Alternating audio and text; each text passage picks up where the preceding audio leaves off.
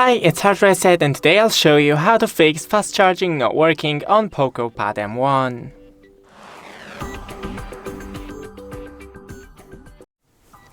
First, check the cable and the charger for damage or compatibility with your tablet. Then, right here on the side, let me just grab the tablet, are the charging port.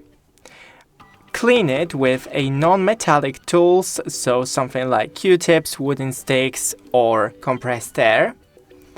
Then test with another fast charger or an outlet, or test your charger with another phone or device. Thanks for watching, don't forget to leave a like and see you in the next one.